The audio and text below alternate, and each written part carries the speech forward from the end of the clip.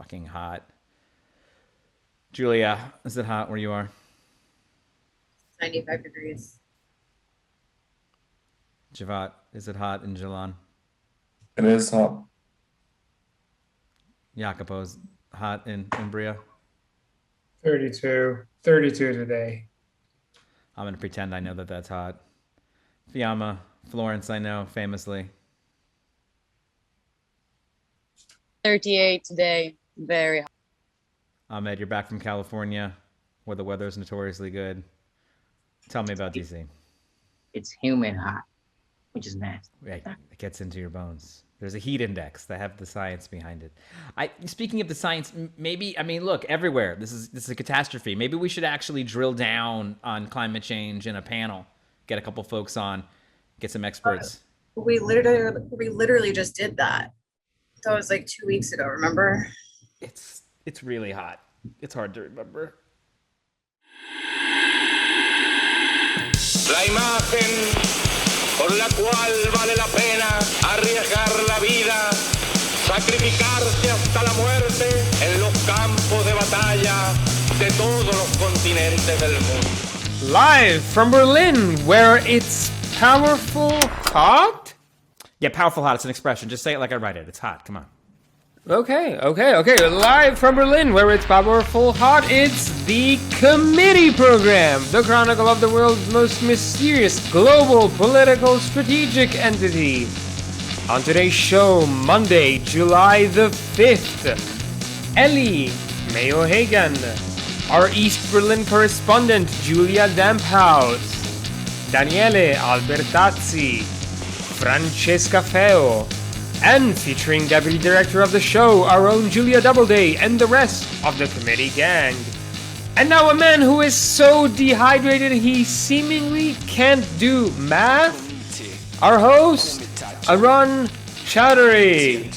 Look, we're all struggling. I'm old. I get confused. Maybe I don't know the exact age. Luckily, I have been successful enough that I can look my age up online. So that's actually very helpful in the situations. And it's something that I've had to do from time to time. Let's get through one of these explainers just as quick as we can, or probably in about 60 seconds. I think that's actually the parameters we've set for ourselves. And then get on to Cross Atlantic Crosstalk. We can meet the other Julia. I'm realizing it being this hot means maybe we shouldn't have two Julias on one show. But look, we're gonna do this. Let us tie in climate change with politics in the explainer. So the explainer, I'm actually going to put the fan down and get serious here. The explainer I want to do is, one of the places committee has worked is Australia. And although we have not worked with any of the people who we'll be talking about here, I think it's a place that ties in a lot with climate change. Let me put 60 seconds on the board. I'm also going to put it on my own device here because I feel like that's what the others are doing, and they're getting better results. So I'm just going to say it. They're getting better results. Okay, perfetto. Allora, 60 that's not your seconds. fault. That's my fault. All right. Okay. All right, 60 count it down. seconds. You don't have to agree board. right away. You don't have to laugh right away when I say it. You could. Anyway, I'm not going to tell you how to behave. All right, here we go. I wouldn't do that. 3, 2, 1, bye. So a fella named Barnaby Joyce is now the Deputy Prime Minister of Australia after he became leader or re-became leader of the National Party, who is a kind of rough and tumble centre-right representing rural workers party in Australia. They're the junior partner in the governing coalition. Why do we care? Because in the grand scheme of Australian politics, which is, of course, dominated by the Liberals on the right-wing side and Labour on the left, the junior partner coalition is the National Party, and because their interests are a lot of the economic interests in fossil fuels, and because Australia famously is way more reactionary on climate than you think they are, they're exporting coal, all kinds of crazy places, who the leader of this party is sets how the government will act towards climate change. So Scott Morrison, the perennial prime minister, kind of Teflon man of the center right, has been making noise about committing to new and better climate change goals. And this means that the rest of the party is not serious about that, as in the rest of the coalition. Thank you. Perfetto. Perfect. Yeah, that was okay. That was okay. Having your own timer helps. It kind of makes you look around a lot, look a little dodgy. As you'll recall, I unfortunately had words with Julia about this, and I was wrong. I think that's okay for me to say out loud. Anyway, let's take a quick break, cool down, take a cold bath, do whatever it is that you do to keep cool, and then let us jump into Cross Atlantic Crosstalk.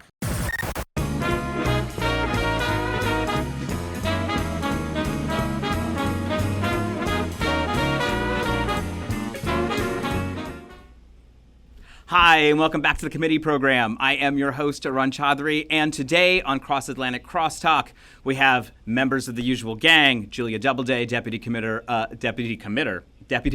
of Committee; Ellie Mago-Hagan, the Director of Class Think Tank in the UK; and with us, joining us for the first time, is Julia Damphouse of Jacobin, who is going to serve as our East Berlin correspondent. How are things in East Berlin, Julia? Is this nice Things and cool are now? I am on the 10th floor of a authentic Plattenbau building, and so we have a nice cross breeze coming in here, so things are looking good. Cross breeze, cross talk. Okay, we are going to start in the U.S. where apparently someone who Ellie knows, a Greenpeace activist, has tricked a Exxon lobbyist into unfortunately telling the truth. So let's just watch this pretty damning performance. Greenpeace has tricked a lobbyist at ExxonMobil into sharing secrets about the oil company's efforts to fight climate initiatives in Washington. The lobbyist, Keith McCoy, spoke candidly about his work, thinking he was speaking to a corporate headhunter. Did we aggressively fight against some of the science? Yes. Lobbyist Keith McCoy went on to tell Greenpeace that Exxon's support for a carbon tax is a public relations ploy because such a tax will never be implemented. He also identified 11 U.S. senators seen as crucial to Exxon's lobbying efforts, including Democratic Senator Joe Manchin.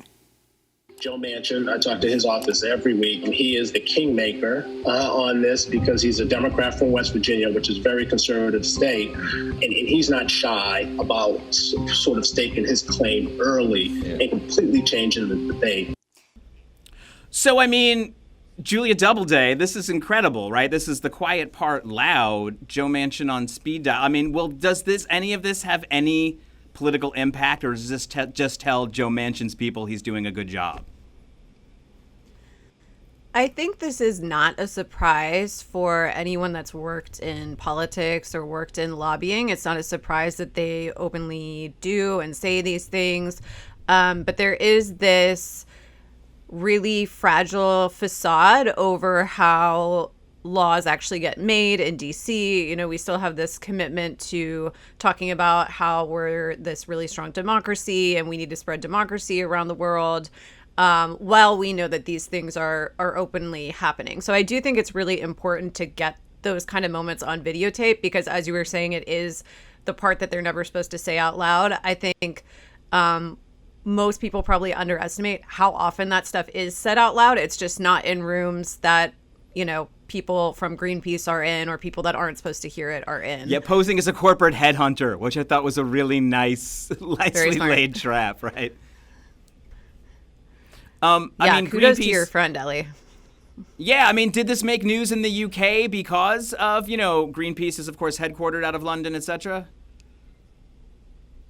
Yeah, I think as far as I know, it was the London office of the Greenpeace that did it. And yeah, it did get quite a big segment on our most liberal news channel.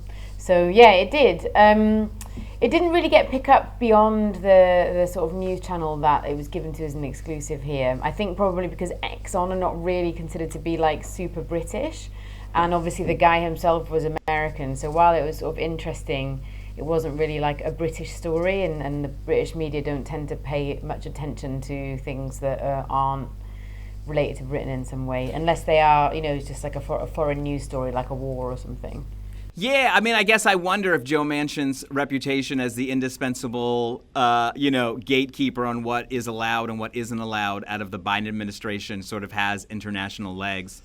because, he's gone from being someone you talk about occasionally in the U.S. to being the person who you wonder what he thinks about every bill that's going through. It's, quite maddening for folks on the left, for sure. I mean, Julia, do you think that... I think we should also look at this. Yeah, please. Oh, go ahead. No, go ahead. I was just going to say we should be looking at this in the larger context of what's been going on this week, which is, I think the story does have more legs just simply because there have been a lot of climate disasters unfolding, as there basically are every week at this point. It's sort of this just like unending, relentless stream of weather issues and, like the building collapse that happened in Miami, the crazy heat wave in the Pacific Northwest where it got hotter than it's ever been in the Pacific Northwest. And we're beginning to see these problems that have never popped up before because places aren't equipped for the kind of weather they're seeing. So there may be parts of the world where they have infrastructure that's built to survive 120-degree days, multiple days in a row, but Portland, Oregon isn't that place. Canada, the western side of Canada is not a place where they have infrastructure that's built to withstand that. So it's amidst all of these headlines about how everything is melting down. And I think if you're in the US, you also probably got, wherever you are in the US, you probably got multiple extreme weather warnings on your phone. I know I did last night about flash flooding. And then at 9 p.m., I'm in DC. I got a warning that there's a tornado warning, get in your basement, like just crazy shit. So there is this this environment, this heightened environment of all of us sort of being on edge with how bad things are getting, how quickly. So for this to come out right now, I think maybe it's getting a little more attention than it might otherwise. Certainly Joe Manchin being mentioned by name at a time where he's already been in the news for all of the legislation that he's been holding up. I hope that that's going to put more pressure on him and to get him out of office, really. Yeah, I mean, it couldn't hurt, one likes to think, actually associating with it. Julia Damphouse, I did want to sort of get your also take. Germany is a place that the progressives taken a special interest in climate change, especially with the Greens being so popular and stuff. How do you think kind of Joe Biden's return to the climate fold, is it still being embraced as this beautiful, come back to Jesus thing? Or are people starting to worry about the politics of America actually being in the way of good intentions? I think people in Europe always have a bit of a, they sort of take the rhetoric of American politics for granted, so this kind of portraying Joe Biden as making this big change, being really in favor of kind of taking climate issues seriously, has kind of made it so that a lot of Europeans kind of imagine that the U.S. government is very much like back on board, and there isn't like a great, I think, understanding from both directions actually, of like what the real policies and like how wide-reaching those ideas that they have really are. I think that's a big issue. So I guess people, I would always advocate that people kind of look critically at like what's really being proposed and, is there anything really being done, or is it just more of the same? Yeah. Right. And this was also in the big infrastructure bill, which isn't that big anymore. This is something that was particularly talked about in that clip, is that, they lobbied to make sure that there's no real climate action in the infrastructure bill. So the reality is nothing is happening on climate, nothing that even begins to approach what needs to be happening. And we have these actors that are in very powerful roles who are very purposely standing in the way of climate action. Explaining that Biden isn't always cracked up to Europe is equally as frustrating as explaining that Frau Merkel isn't always what she's cracked up to be to folks in the U.S. I did want to watch this clip and then talk a little bit about Germany. Kanzlerin Dr. Angela Merkel.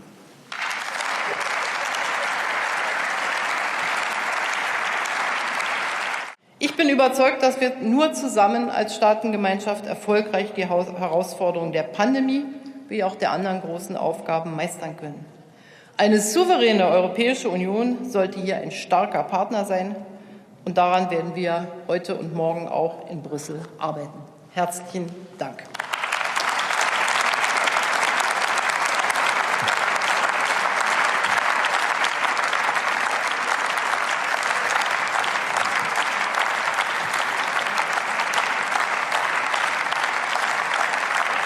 Look, so there wasn't a lot of substance in that clip, but what is clear is that the kind of stability offered by Merkel is something that the Germans enjoyed and in some way are looking to enjoy again. We see the CDU popping back in polls. We've talked in the program about how they've done well in the regionals. Basically, we'd love to hear, Julia, what you think is it set? Will the CDU kind of just Merkel their way back, even though they have Laschet now? And tell us more about the progressives, and it's hard to say who the progressives are, right? I mean, distinguishing between the kind of liberalness of the Greens and the sometimes carelessness of Die Linke, people, we have only talked about the right on the program, so you have an absolutely fertile American audience who wants to hear about the German left. Grants, yeah. So, I mean, we're basically now, I think, almost exactly 100 days away from the election in September. And at this point, people who are sort of progressive, people who kind of saw the rise of the Greens as a sort of positive thing in German politics are kind of looking at the polling and saying, like, what's happening? Because as you alluded, the CDU, the Christian Democrats, the kind of mainstream of German politics have basically regained most of what they had seemingly lost over the last maybe 6 months. People were really looking optimistically at the Greens because I think it was mid-March, they actually surpassed for the first time in a poll the CDU. So they looked like even, if they were in a coalition, they could be the senior partner in a coalition. And that had people looking really optimistically at them to be a kind of progressive major change in German politics. But I think it's really important when you're looking at the German Greens to really understand what they represent for people. And I think we shouldn't look at them as being in the way that sometimes people on the left of that party itself kind of portray it, saying, oh, the Greens are a left-wing party. They basically would rather be in a coalition with the far left than with someone else. That's really not the case, and people kind of the votes that were going, or not rather votes, but the polling that was showing that they were really in support, it was very much people thinking that they could represent this kind of moderate, progressive, in the sense of not outwardly reactionary, but rather not particularly radical way of governing. And I think that's what they represented when they beat the CDU in those polls. And probably now what people are thinking is we're a few months after some scandals that the CDU had, so people are sort of forgetting about that. People are getting vaccinated. Things seem to be coming back to normal. And so I think that there's a bit of the rebound onto the CDU getting back to its around 30% polling is a lot to do with people kind of thinking the crisis is over and, we fared okay, so more of the same sounds fine to me.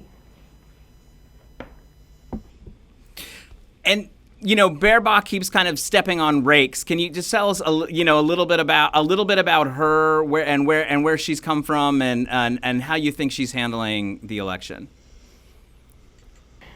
Yeah, so the thing with the Green Party, I think it's useful to take a slightly historical look at the party, starting basically as a party of 68ers, very anti-war, very left-wing. A lot of them are former Maoists and that kind of thing. And then the way that it progressed into the early 2000s, where it's kind of always been split between the party, it's always been split between sort of realists, more kind of progressive liberals who I think green stuff is important, and the kind of more anti-war kind of properly left wing of the party. And so this election, or their internal elections that saw her become one of the leaders of the party, was the first time where actually it's kind of two moderates of the Greens, not either of these two wings, but rather this idea that these people can be the real kind of representatives, just green down the line, not too radical, not too progressive. But I think one thing that's interesting with Baerbock is the way that she's portrayed in the press recently. There's been a huge onslaught against her and calling her basically, like if she's in charge, this will be, the reinstatement of communism. This will be, she wants to, like going there, all of these kind of slanderous things that you'll say against like any progressive, and like in reality, like what the Green Party really. I mean, the Green Party is angling rather than what people kind of thought for a while to make a coalition with the SPD and Die Linke, the Socialist Party. It's much more likely that any coalition would be a coalition of the CDU and the Greens.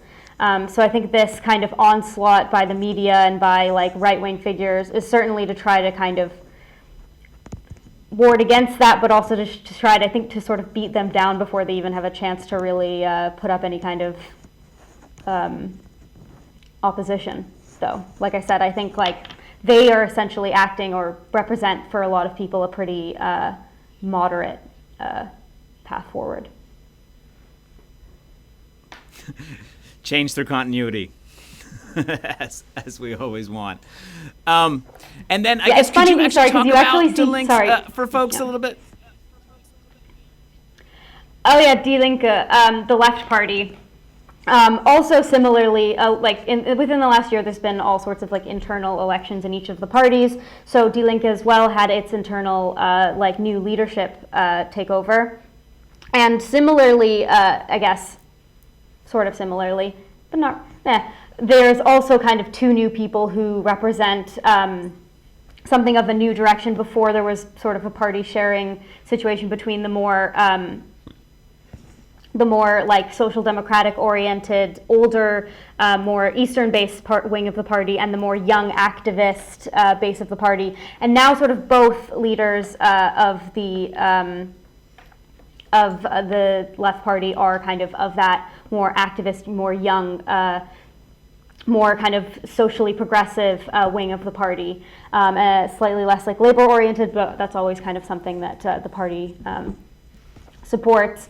I think that it's difficult to see how they're doing a bad job at doing a particularly clear job at kind of showing themselves to be a alternative to the kind of stagnating support for the SPD, for the Social Democrats. Yeah. So theoretically, all this labor vote plus people who are sort of left progressive, but maybe sort of are critical of some of the less than progressive partnerships that the Greens have been in the past, might think like, oh, this could be a party for us. And that's kind of the case, but the result is that basically they've been polling steadily around like 7% and then in the last federal election it was about 9%. So there hasn't been a gain, there hasn't been much of a major shift in any of the messaging. It's a solid party, of course, and hopes that its hope basically is that there could be a red-red-green coalition where they're able to, of course, exert their influence. Though it's hard to say how things will shake out. I think that'll really depend on the whether the votes for the SPD come up pretty strong, and they really could make that work, but only with Die Linke as kind of the only option for their entering into government.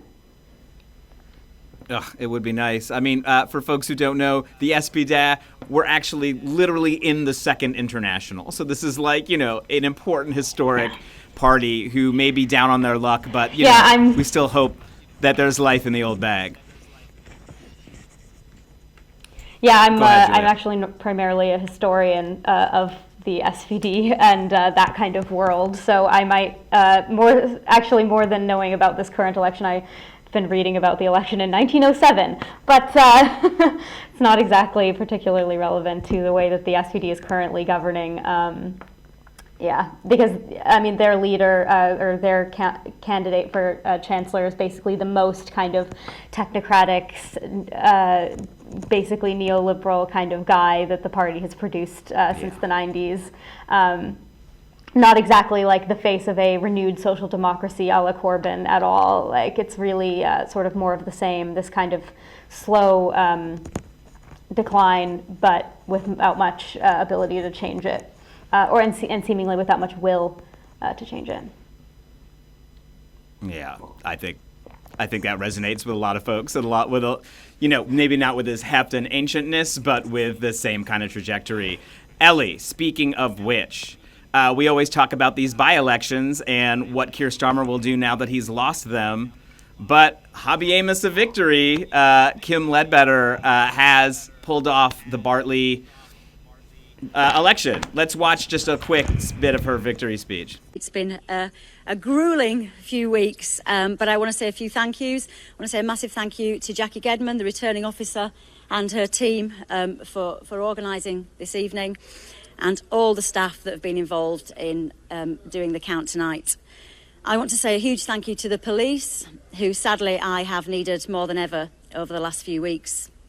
And I want to say a huge thank you to the whole Labour Party team for the hours and the time and their commitment they've put in to supporting me and helping me to get to this So look, fantastic more result than this actually evening. saving Keir Starmer Well done for a for couple keeping of up months, everybody. which I think everyone agrees that this does, like, what's going on here? Can you actually, like, unpack this for us?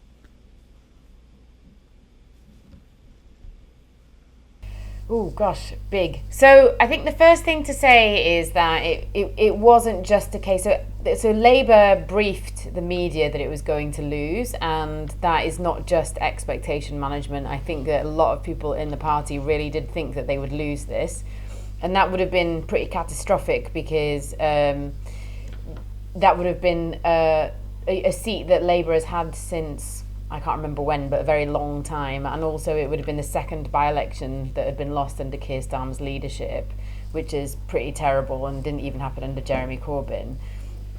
So so basically people were gearing, I think there was some kind of gearing up for leadership challenges, and there were sort of whispers about who it might be, and the assumption was that he would lose.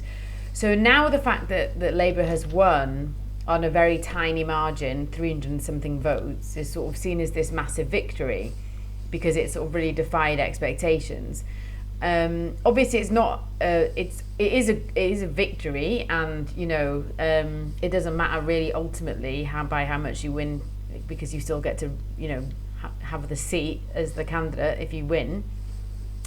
But it doesn't really put to bed the sort of longer term warning signs that have been that Labour has been sort of seeing. So, for example, the Tory vote share only went down by a point. The sort of fracturing of Labour's coalition still seemed to be a problem. The candidate Kim Ledbetter, she's a really good candidate, but all of the focus was on her, and the National Labour Party really took a back seat, and so did Keir Starmer himself. And obviously that can't hold for a general election. Also, Labour's vote share went down by 7 points, and if that happened across the country, then it would end up losing around 50 seats. So the long-term problems are still there, but it was very tough circumstances for the party, because they had a sort of charlatan candidate called George Galloway, who turned up in the constituency with the deliberate intention of splitting the Labour vote by just promising the earth and saying what he thought people would want to hear, and he did actually get 20 points. So that was like really difficult circumstances. And also the Conservative candidate, even though he was like barely there, didn't really do much campaigning, Boris Johnson did turn up towards the end of the campaign and basically kind of said, if you vote for us, we'll give you money, we'll invest in your community. So basically try, sort of this, what we call, I don't know if you have it there, pork barrel politics, where essentially you sort of like, offer, basically like pay people to vote for you kind of thing. So speaking as somebody who's like a Labour member and a Labour voter, with all of the caveats, I'm extremely pleased with the result, because I think there will definitely, there has been a sense, I think, amongst those of us that support Labour, of despair that maybe this government is actually unbeatable, because it seems they're completely impervious to any scandals, that they're still polling astronomically well, and the the Labour Party just seemed to be in this sort of state of sort of decline and just complete, sort of like it was sort of falling apart, and also that that the politics of sort of division and bitterness always seemed to triumph against like sort of candidates who are actually good, decent people, and I think Kim Leadbeater is one of those. And actually, none of that came to pass here. Actually, Labour, this government didn't triumph again, and actually people did vote for the candidate, and apparently on the doorstep people were saying it. They liked her. It was her that they were voting for. So I'll take that. I'm happy with that. I think that is good, and I think you can sort of see that in the reaction today in the party, on all wings of the party. Everyone's really relieved and pleased, and Labour has sort of gone quite over the top in its celebrations, sort of saying Labour's coming home, which is what Tony Blair said in 1997 before it went on to win a historic landslide. So that's maybe over-egging it slightly. Yeah, but I get it. It's sort of it's not it. When Jeremy Corbyn nearly won in 2017, but lost. The reason the left was so overjoyed was because it overturned this idea that you can't make gains with a left-wing candidate. And I think the reason that people here are so overjoyed is because it's overturned this idea that that this government is unstoppable, that basically we're heading off a cliff. And actually, it sort of injected some much-needed hope into the Labour Party and the wider movement. Yeah, I think it's the only other thing that I would ask you is one of the things that I'm not sure what to do with is I do hear some people talking about there's kind of a new fracture in relations with the Muslim community, and that there were some ugly things in this race. And can you put some of that in context? I don't even know what it is other than I hear from people that this is a thing. So basically, a lot of the it's commonly thought. I mean, we'd have to see with the data what actually happened, but it's sort of been the argument has been made that the reason that Labour's share of the vote has dropped was because the Muslim community of Batley and Spen decided not to vote Labour, and it's something like 9 in every 10 Muslims in this country vote Labour. So when the Muslim community turns against Labour, that's a problem for Labour. And there's been various reasons put forward because of this, but some commentators have suggested that it's because Keir Starmer took action on anti-Semitism, and the Muslim community is they're mad at all the tolerance, inherently anti-Semitic, and there's also been a comment today. A Labour source made a comment today saying that the reason, what sort of implying, because Kim Leadbeater is gay, so implying that it was homophobia from the Muslim community that had led to the Muslim community deciding not to vote for Kim Leadbeater. Now, obviously, if you ask me, those two opinions are just straightforward bigotry, and you can't lump one community together and make sweeping generalizations like that. We'll see what the figure says about which elements of the electorate voted for who. But I think it is, unfortunately, another example of Labour sort of alienating the people that used to vote for it and kind of saying, well, we don't want your votes anyway. Because they're going after this like very specific chunk of voters, which is the kind of, we have said this before, it's like, it's a bit like the kind of former factory worker of Wisconsin, like the British version of that, like a white, blue collar, socially conservative, economically left-wing voter. They've sort of bet the house on that voter. They want to win that voter back. They've lost that voter block. They want to win it back, and they've bet the house on it. And they've alienated a lot of their other core votes in the process. And to me, at the end of the day, and we got to go, so I guess I'll try to make this the thing, but like, it's a misunderstanding of targeting, right? I think people think there's different constituencies. You give them a message they'll want to hear, and that's called targeting. And that's not like how smart digital campaigns are run, right? You make a million different ways into the same message so that people find their way into the same thing. Otherwise, everybody's looking at their different message, looking across at everybody else, being like, well, who are you, and why are we talking to you about that? If everyone doesn't have the actual same product in the end, something has to be universal in this world. That's all I'm saying. And maybe message should be the thing. Thank you, Ellie Mayo Hagan, Julia Damphouse. We'll check in with both of you really soon, I hope. La imagen por la cual vale la pena arriesgar la vida. You know what I'm going to do?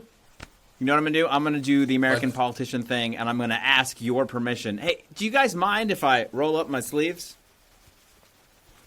Do you mind if this speech gets a little serious? This is what American politicians do. First, you ask permission to take off your coat, and then you accept applause for it. And then you ask permission to take off your tie, and then you accept applause for it. It doesn't matter if you're Barack Obama, Bernie Sanders, Hillary Clinton. Stripping is what gets the goods in American politics. Welcome to your global news rodeo, your roundup of events happening all over the globe. We can't get to everything, but luckily we have Forrest Lovette, who curates it for us. Item 1. Marine Le Pen. Putrid results for the far right in France. The second round of regional elections were held in France this past week. Politico Europe reports the results as presidential hopeful Marine Le Pen's party, the National Rally, and their allies failed to win a single region and lost ground from the 2015 results. Current President Macron's party did not fare much better, getting only 11% in this round. Although the turnout was very low, this may open the door for other parties and candidates gunning for the presidency in 2022. But as it stands, Macron and Le Pen are still the two favorites at the top. Item 2. Union thunder down under, Australian workers victorious. Jacobin reports the workers of a General Mills plant in Rooty Hill, west of Sydney, Australia, have won a battle for increased wages. The United Workers Union stood their ground for 3 weeks, refusing to cave for the first offer of a measly 1.5% raise. Eventually, it was a giant corporation who caved and agreed to a 9% increase over a 3-year period. Additionally, the employees also received a $1,500 bonus and labor protection for any worker who took part in the strike. General Mills had a net sales increase of 5%, or US $17.6 billion during the pandemic. Item number 3. Like oil and water, Iranian oil workers strike. The Socialist Worker reports workers of oil, petrochemical, and gas companies have begun to strike across 8 Iranian provinces. Their demands call for a monthly wage increase, guaranteed vacation days for non-permanent workers, and higher health and safety measures. Some labor organizers want to see subcontracting abolished completely. Under law, anyone who strikes can be fired after 3 days, but the campaign continues under the name Campaign 1400, referring to the Iranian calendar, and uses the slogan, "We do not give up our rights." Item 4. Pull from Istanbul. Turkey leaves convention. Al Jazeera reports Turkey has officially withdrawn from the Istanbul Convention. 45 countries in the EU signed the treaty in 2011, otherwise known as the Council of Europe's Convention on Preventing and Combating Violence Against Women and Domestic Violence. President Erdogan issued a decree on March 20th annulling Turkey's ratification of the convention. The finalization of the withdrawal this past Thursday sparked international outrage and large protests in the city streets. For Turkey and its current regime, the decision comes in a series of regressive actions against human rights, protections for women, the LGBTQIA community, and minorities. Item 5. Centennial celebration. Birthday of the Chinese Communist Party. Deutsche Welle reports that the 100th anniversary celebration of the Chinese Communist Party was held on July 1st. The CCP is the second largest political party in the world with 91.9 million members as of 2019. The communists have been in power since winning the 1949 Civil War. President Xi Jinping said 2021 would be the year that China becomes a moderately prosperous society and is interested in building a credible, lovable, and respectable image of China. Item 6, Buffalo left wing. Social Democrat wins primary in Western New York. Indy Walton, a progressive candidate endorsed by the Democratic Socialists of America, has won the Buffalo Democratic primary for mayor. Walton beat out incumbent Byron Brown and is now all but guaranteed to secure the mayoral position in November's general election. If elected, Walton will become the first female mayor of Buffalo. She campaigned on the promise of police department, budget cuts, protection for renters, and increases in public school funding. I wonder if she'll be the first socialist mayor of Buffalo. She may not be. Western New York. And I said, you see, I changed that to Western New York. Well, okay, Forrest, look here. We're doing a quick explainer. Put 60 seconds on the board, Jacopo. Okay, so New York is actually divided into 3 or 4 regions that people don't really appreciate. They think it's New York City and then just upstate, and forget Long Island and all that stuff. What I want to explain is there's a thing called Central New York that actually goes basically up to the top. There's also Western New York that goes all the way from the top, all the way to the sides, but like a proper sort of northern upstate New York, like, you know, this Watertowny stuff, that is very far up and in there. And so central and western New York are often people are referring to as upstate New York, but they are in fact not upstate New York. They are central and western New York. T-minus 20 seconds.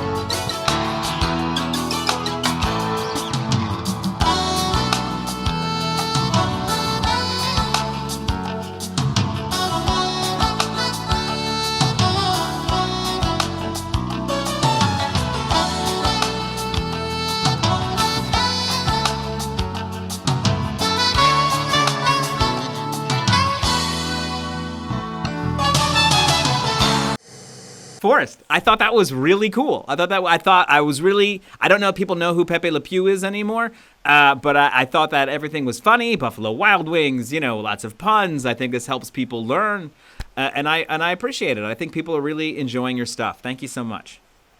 Thank you. I felt really punny today. Yeah, and people have been asking about the song, too, you know, and I don't think people realize that you actually wrote and performed all the parts of the theme music. But because they're asking, I think it will be good to maybe professionalize it and maybe get some, I don't know, you know, maybe get a band, a real band on it. I think now people are paying attention and want to be able to show them something. Okay, sure. I mean, you look hurt. You look hurt. You can still play the guitar. Okay. La imagen por la cual vale la pena arriesgar la vida, sacrificarse hasta la muerte en los campos de batalla de todos los continentes del mundo. Comite, comitato, comitiet, comiteto, corul, comite, we young way, submiti, we committee.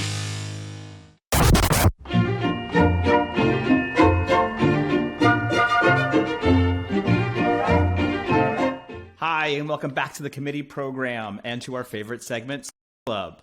And today we are going back to Italy, which is, of course, the wellspring from which so many of Europe's politics can be examined, in my favorite laboratory.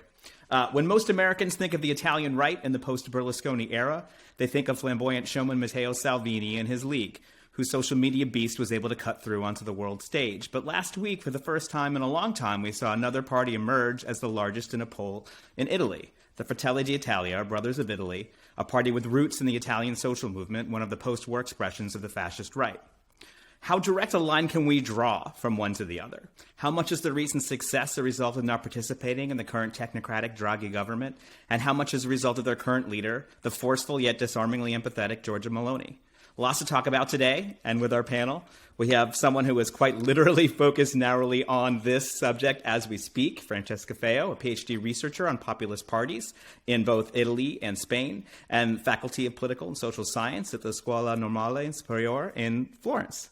And Daniele Albertazzi, friend of the show, thank you for coming on, who is reader in politics at the University of Birmingham and PI for the Survival of the Mass Party Research Project, funded by the ESRC. PI is an English academic thing. We can save that for another time, but I will say that I left academics for politics because academics was too political. Putting all of that aside and jumping in, let's begin at the beginning.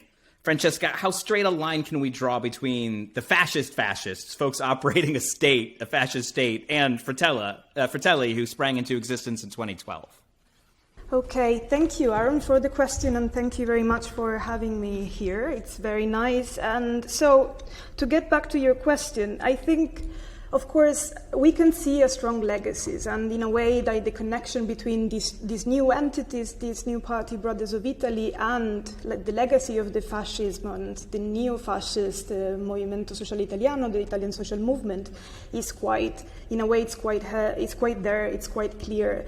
And of course, like many things underwent, and I mean, just let me try this very, titanic effort of kind of summarizing what happened between 1945 and 2012, when actually Brothers of Italy emerged as a full-fledged and autonomous party. So, as you said rightly, like after, at the beginning of the the Italian Republic in 1946, we had like one party, exactly the Italian social movement, that kind of inherited the legacy of the Italian fascism as a political ideology and also as a, in a way, system of life and understanding as well of the state. And what is important here to say is that among the founders of these parties, the Italian social movement, we had basically exponent, veterans that were fighting for the Social Republic of Salò. That was basically the resistance of the fascist party in the north area after the arrival of the Allies and the kind of like reconquering from the ally of the Italian peninsula in 1943. So at that moment, and of course, like the Italian social movement was a neo-fascist party, of course, with a lot of symbolically, a lot of basically the political personnel that was part of that party was coming from this previous experience. And then what we line and fracture that we always draw as Italian or in general political scientists in the history, in the political history of the country, is what happened in the 90s. What we should say, of course, is that basically the Italian party system until the 1992, let's say, was in a way frozen between different parties, something that Sartori defined bipolar system, bipolar pluralism, maybe.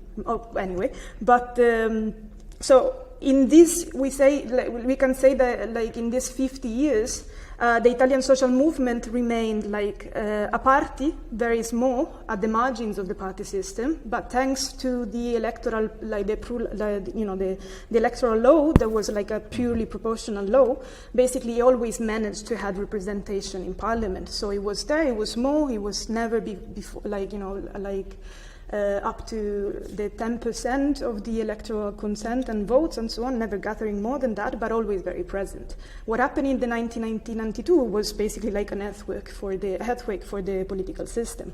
All the parties of the previous age, so the Communist Party, the Italian Social Democratic, or the Italian Christian Democracy, and so on, they all fell down for a number of reasons. Mostly, probably, the triggering factor was the explosion of this bribe bill, usually called, so a corruption scandal that basically invested all the political arena. And so after that, we have the emergence of new parties, many of them populist, let's say. So one we all know is old acquaintance is the party of Berlusconi, so for the Go Italy, Forza Italia.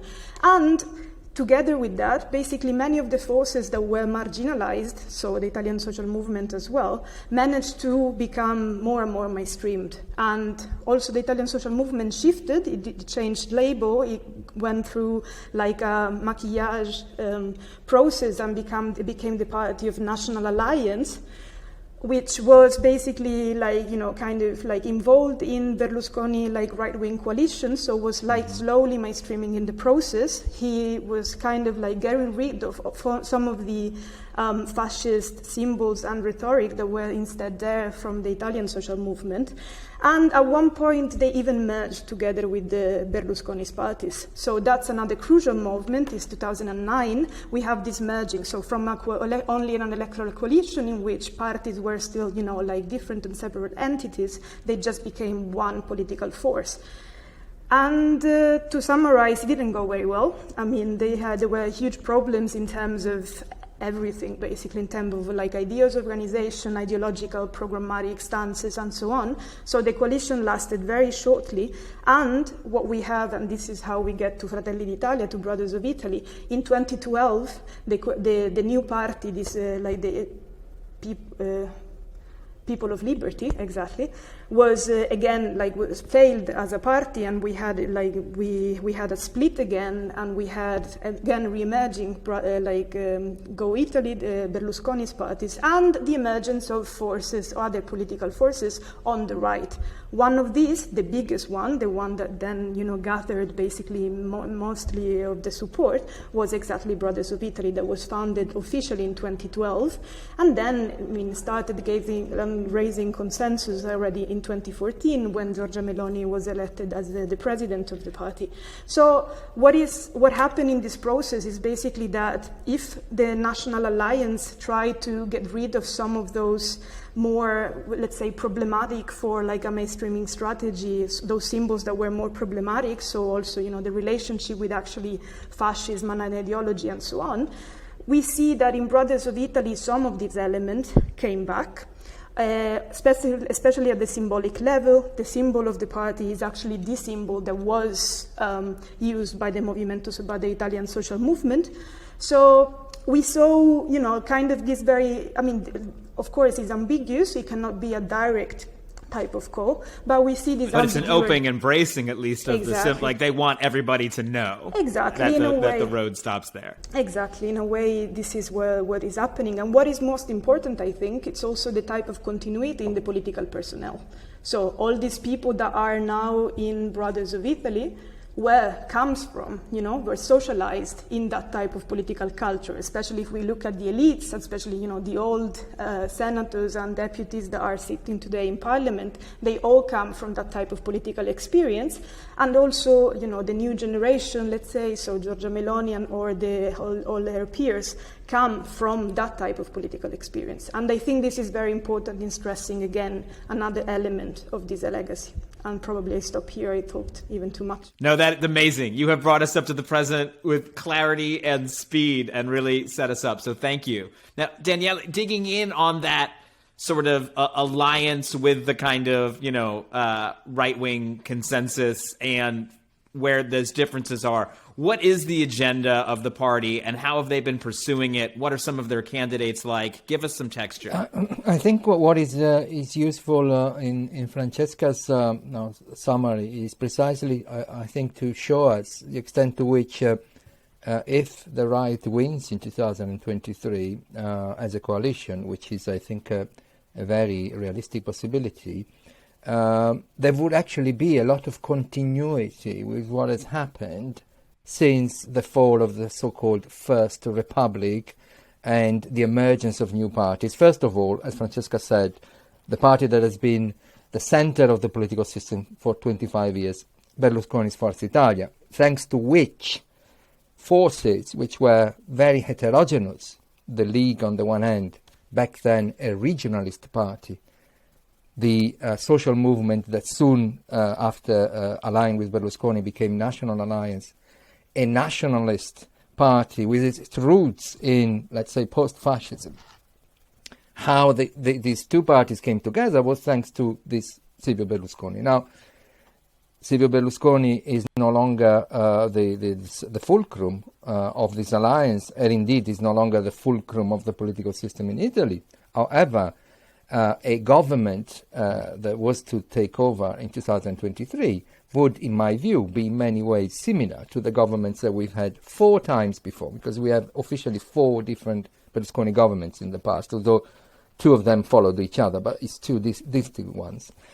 So what we would have is again a combination of quite radical nationalist post-fascist cultures together with a hardly more difficult to define entity, which is today Salvini's League, and Berlusconi's Forza Italia, which I see as a populist centre-right, if you want, party, which has always been very flexible in accommodating the more radical needs of its allies. Right.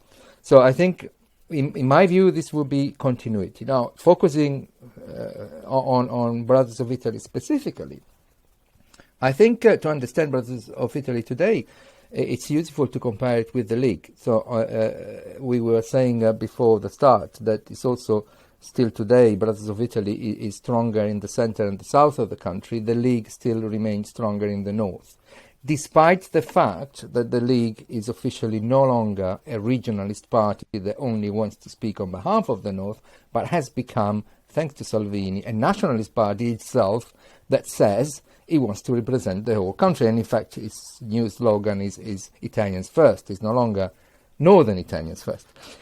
So you have this now clash, and I think ideologically they are now pretty similar, between two entities. One is a kind of traditional post-fascist, nationalist, radical entity, which is based on that culture and still sends signals to quite radical environments, sometimes even extreme right environments. And they send these messages. We heard that, in the party logo, you still have part of the logo of the old social movement. But apart from that, if you look at Meloni's speeches, sometimes there are references that you understand if you are part of that environment. So it sends these messages, but also it's branching out to a much more moderate kind of right. And that is, in that sense, to answer your question, that's where the abilities of Meloni as a communicator come into play. Her biography, which was autobiography, just published, how she behaves on television. She's obviously targeting not just the electorate of the League, but now also Forza Italia, which is a spent force. So you have this double game, which is very interesting. On the one hand, we're not giving up on our more radical supporters, and we send messages to them. On the other hand, we are also targeting a much wider constituency. Now, in this, the one that is now, in my view, in trouble is Salvini, who's done extremely well. I mean, if you look at it, forget whether you agree with him or not. I mean, if you, I think, assess him as a political leader, he's taken a party at 4%, and he's gone up to incredible talent, incredible like success, political talent. Hasn't been stopped by his own party in transforming it in radical ways, because I don't know of any other example of a regionalist party that becomes a nationalist party. I mean, go and ask the SNP in Scotland or in Catalonia, go and ask them whether they want to represent the whole country, and they'll tell you if we try to do that, we wouldn't have a meaning, right? So for me, who was born in, like, observing the previous League, it was quite a shock to see the League trying to become a nationalist, nationwide party. So he's managed to do that, basically has been allowed to do that. But now, in my view, he finds quite a problem that is very difficult to resolve. So he is part of a government which is a little bit the government of everybody. And now, for the first time, he's got a competitor on his right, which is outside the government and is very able to point out whatever the government does, the right-wing electorate might not like. So when the League, before Salvini, when the League was part of Berlusconi governments before, it always chose enemies and allies within the government. But it didn't have a radical right force outside to compete with, because the National Alliance that Francesca was talking about was also part of the government. Now, they are part of a government which is obviously has no clear identity, because by definition, Draghi's government is everybody. But now there is a radical right party on their right, which is targeting not the whole electorate, but the right-wing electorate, from the extreme right to Forza Italia. They don't need to try and target the left. They'll never get many votes, or any, And also, there's no need, because Meloni just needs to be the largest party within the right so that she can become prime minister. That's what she needs to do. She needs the right-wing coalition to win, number one. Second, she needs Brothers of Italy to get one vote more than the League. Then, according to all the agreements they made in the past, there's no reason why she shouldn't be the next prime minister. Now, I'm sure that Salvini and Berlusconi will find excuses, but for instance, they've started talking about creating a federation, which is precisely to stop Meloni. But still, I mean, you know, people and voters are not completely stupid, and so there is a limit to what you can do. And that's her aim now. It's for the right-wing coalition to win and for her party to get one vote more than the League. So it's a good strategy, and I think Salvini, has a problem because he wants to be in a government and exercise influence within a government, and that makes sense. But on the other hand, now he's got somebody outside throwing stones. No, absolutely. Yeah, no, and I think it's sort of, especially in Italian politics, sort of having the shine taken off of him just is so damaging, because it's a winners win and losers lose kind of situation. And like, you know, he sort of doesn't feel like he's on that trajectory anymore. But speaking specifically of Meloni, Francesca, how do you see her trying to bridge this gap between the proper populist right and Forza Italia folks who may be business oriented, you know, just the kind of big tent? Specifically with some of the issues, whether that be social welfare, minimum wage, relationship to Europe specifically, I think. Exactly. Like, I think, I mean, from a programmatic point of view, definitely, like, we have seen, like, you know, the discourse about, like, basically, like, about, you know, everything that is concerned to economic issues, basically, like, you know, kind of like directing the attention of the party toward, especially in this time of pandemic, actually, we saw that very much, you know, the kind of, you know, like giving welfare to all, you know, and providing basically, you know, state supports to small owners, you know, shops, restaurants, coiffure or whatever, you know, so big, like small, basically like firms and enterprises, and basically this, I would say, I would define, like, you know, into sociological terms, this stratum of the Italian population that is composed by, you know, petty bourgeoisie and middle owners and so on, which is in a way, like the ground, no, where basically at the very beginning, back in 1994, also like Berlusconi support was ingrained and so on. And this is, I mean, it's also like, of course, but Salvini has very much the same audience, especially because, as Daniele was saying, obviously, like his strongholds of votes is in the northeast of the country. That is also the most, I mean, let's say, economically developed country, part of the country. So, from an economic point of view, the other like strategy that Meloni is actually, I think, implementing a lot is the provision of social welfare. So, in a let's say in a very paternalistic type of way, so it's almost social assistance, but not, you know, not universal benefits and so on. And of course, with this type of issues, so stressing, you know, like, and they redirected her attention to this type of issues is, of course, very, you know, like, you know, in a positive light for that part of the country, which is instead the south, that of course, like, suffers of different type of structural economic problems, let's say, and of course, like, most population is much more interested in hearing this type of, you know, like, economic discourse and economic support. This for what concerns the issues. I think another element that is actually quite important as well in this, like, differentiation of trying to, you know, position herself between two different type of audiences, so a more radical one and a more moderate one, is also, like, the very strong point about conservatism, and especially, like, social conservatism, so in terms of values, no?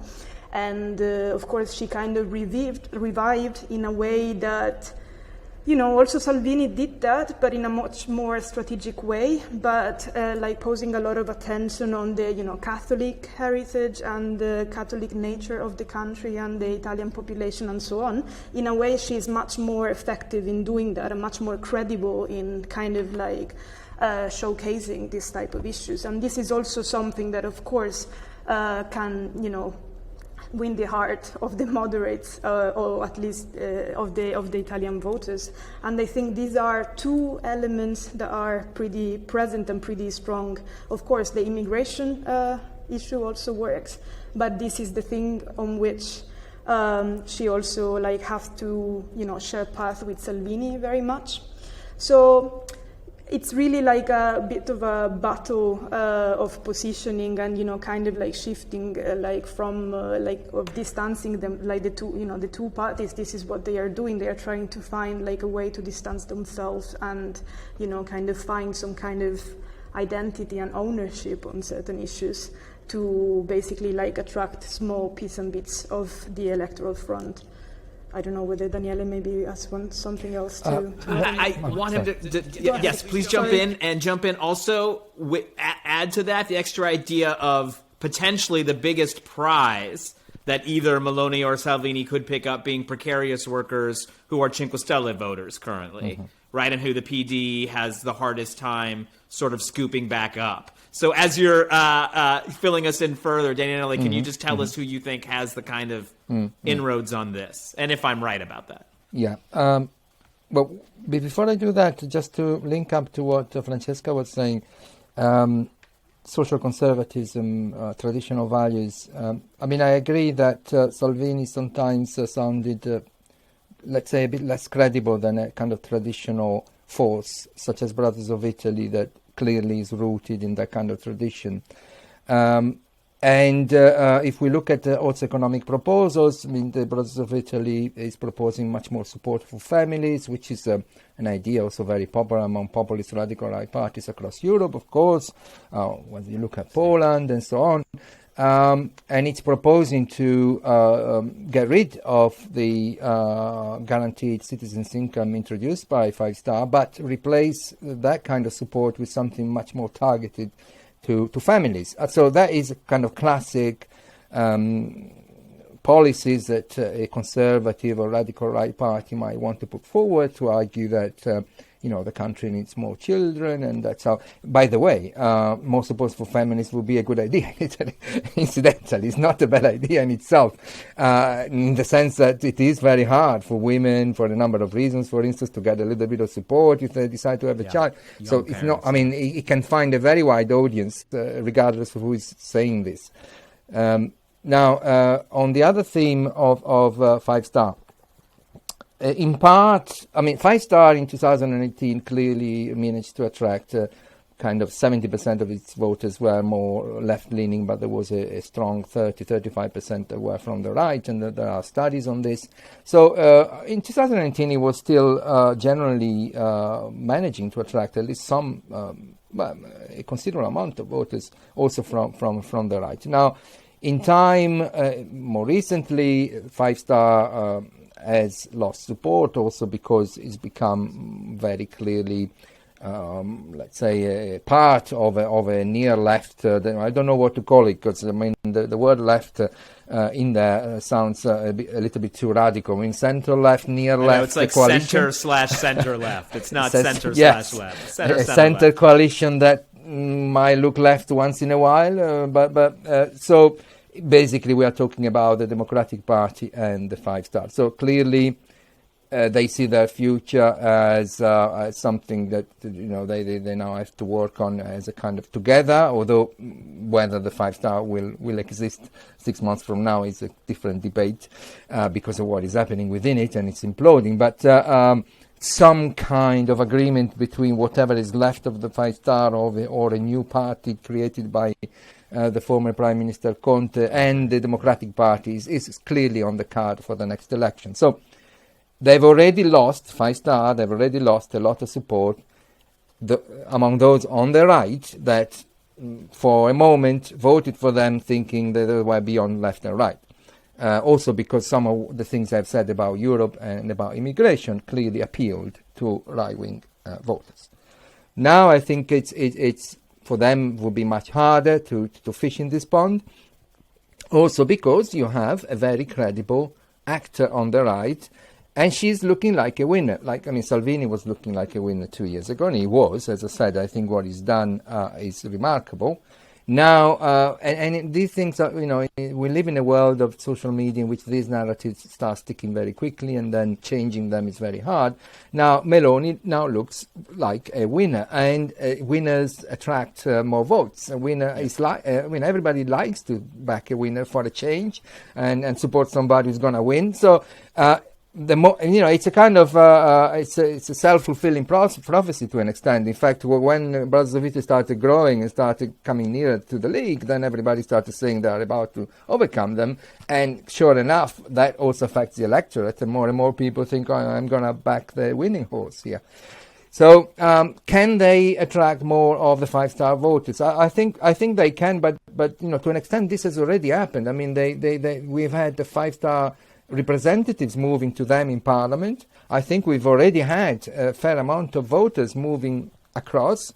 And then there are other people who stick with five-star because they always saw themselves more left-wingers. Because, after all, five-star was very similar to a Green Party for a little while at the beginning. So, these are issues, by the way, that have become mainstream with climate change. So it is not surprising if they still have a kind of large following among people who see themselves as left-wing in terms of social issues, and are interested in the environment, and interested in individual rights. But on the other hand, that there is a strong, let's say 35% of their vote in 2018, which was actually coming from the right. I think they've already lost a lot of this, and you can see it in the polls. So this has already moved in the polls. I think that does make a lot of sense. Francesca, in terms of things that we should be looking for, look, it's Italian politics. We never know exactly what will happen. I don't know if anyone has eyes on Renzi, where he is right now, what he's doing. The government could obviously, it's, this technocratic Draghi government could find itself in very choppy waters. What should we be looking at in terms of knowing how we think the right will do generally, and Fratelli specifically, as the next year or two unfolds? What are the kind of signs for our viewers to be looking at? Well, first of all, political scientists are usually not very good at predictions, I must say. So let's, yeah, that's true. What I could say on that, I would say, of course, starting from the point that I don't think that, for now at least, the Draghi government is too much in a pressure or danger. Of course, all the movements and tectonic movements within the five-star movement might affect that, but all the people that are actually now in the governing front, they have no interest whatsoever in losing this type of advantage. So even though there will be splits and new parties coming up and so on, I don't think that the government is gonna fail in the next 6 months, or at least I want to be positive and have a positive mind on that. But I don't think that this would be the kind of prediction of something that would have really happened. The thing is that, of course, in this, this type of status, even more, is kind of a self-fulfilling prophecy for the other side, because obviously Meloni, from her opposition status, would keep on. That's what I mean. It's a trajectory for her, just better and better as it goes on. I would say, is that something we should see her pulling away further exactly, and disagreeing more? But I would say that, this is probably it's a paying strategy for her. And also she has been calling for election ever since. So already when the second Conte government was formed back in 2018, October, September 2019. So that was already the moment where she started this kind of message. Okay, we want election, we want the Italian again to the people, obviously, to go on the, in she the has government. The democratic kind of message. Yeah, the plebiscitarian populist, if you want, kind of message, definitely so. And she has never got back from that. Of course, I think she's very aware of the fact that she's gaining a lot of support. But this idea of also, there has been a discussion about, okay, we have to vote the president of the republic, so not the prime minister. And actually Draghi, that is now the prime minister, was one of the candidates for that position. And the problem is that, of course, if Draghi becomes the president of the Republic in the next 7 months, of course, we need a different government. So the only reason why, for example, Meloni was backing the Draghi candidature from her own interviews and so on, as the president of the republic was, okay, if we have Draghi as the president of the republic, then we will finally go and vote and, let the people express their will and blah, blah. So I think in a way, she's pretty much set on a very positive trend. Of course, nothing is settled in politics, and never, even more so in the Italian politics, but I would, the type of provision that, Daniele was talking about, so she managing to, backing up, kind of supporting the overall right-wing coalition, and her party as the major, partner of the coalition is something that is fairly, probable. Yeah, no, nice, but yeah. Yeah, and we're not here to give her advice, but as a final thought, Daniele, do you again, as we're observers, especially folks in America watching, trying to navigate these two poles, would you see her trying to do both things, sort of appease business interest as well as little bits that are more populist, more social welfare, or just trusting that business understands it's good if the right gets in power, let me do what I need to do? Or don't let me put words in your mouth. You tell me. You understand what I'm saying? What's the path? I think she will try to keep appealing to both a kind of more radical right electorate and a more moderate electorate, which in part is still looking at Forza Italia, although, as I said, Forza Italia is now a spent force and it attracts around 8% of the vote, but still it does attract that amount. And in Italy that is possible also because I suspect that a very large number of centre-right voters do not really see Brothers of Italy as a neo-fascist extreme right party as it is talked about in the international media. Because I think that Italian voters are actually used to parties that originally, decades ago, have their roots in that kind of culture, but which have existed in the political system now for decades, whether you call them National Alliance, Brothers of It, and they have been part of government for decades, and there are a lot of people, when you say, is Meloni a neo-Nazi, will say, no, that she's not a neo-Nazi. So they kind of, I think this transformation has been digested in Italy many years ago, because as I said, when Berlusconi brought the social movement into government, it was quite a shock, but we're talking about 30 years ago, almost 30 years. So then they've been part of that nation in power with the left for many decades. So that's the first thing. I think that she can afford to try and target the centre as well, and she will go on. Can I jump? Second, I think she's... Sorry, because I just wanted to... it's really... I think the focus on the party is important, and as you said,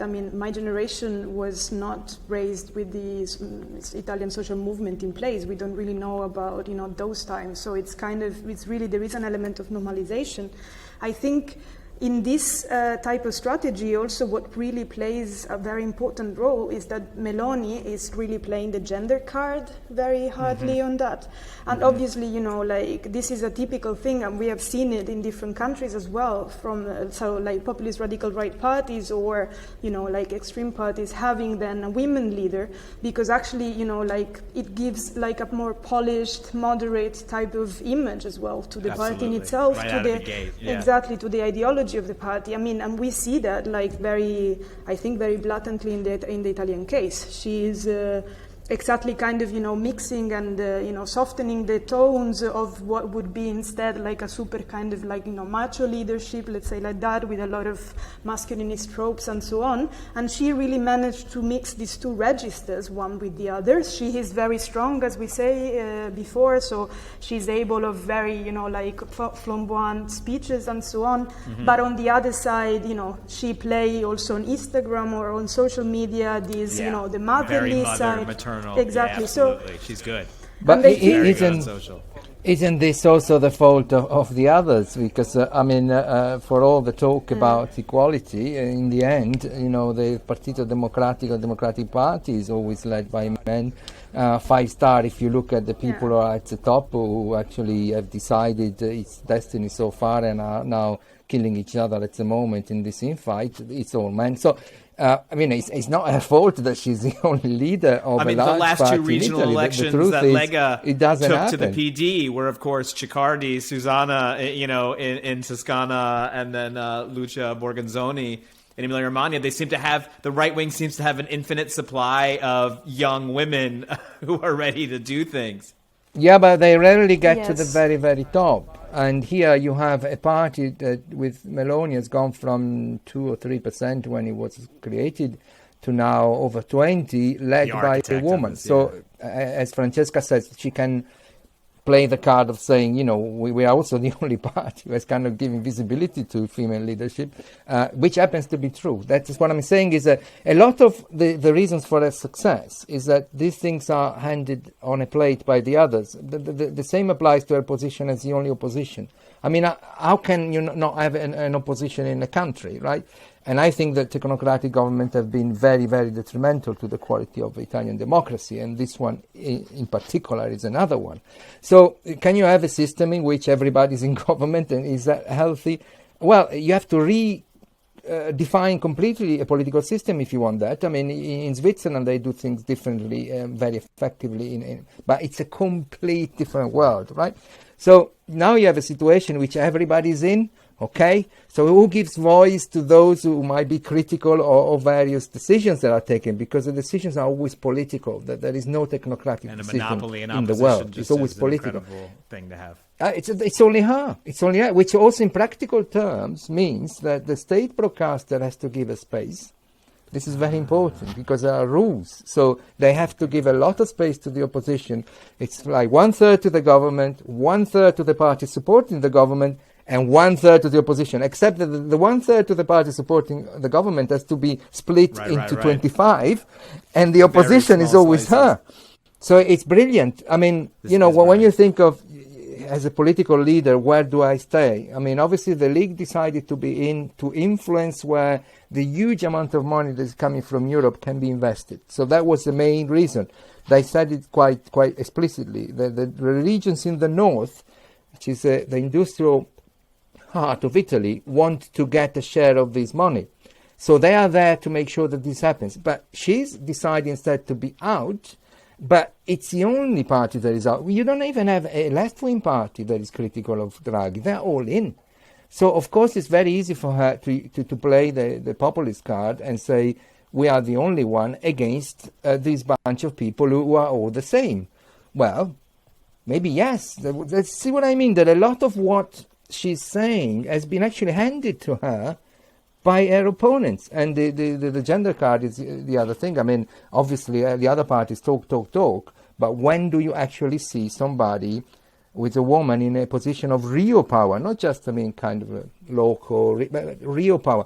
In Italy it doesn't happen. Or with a lot of difficulties of always out of concession by some dude, but that's another right maybe where we it feels go like a out token of, thing. Exactly. It feels like it feels a lot like that. Then of course one thing is playing the gender card and having all this stress, stressing the fact of being the only women leader, and of course embodying that type of also motherly leadership and so on, and of course thinking about certain type of women interest.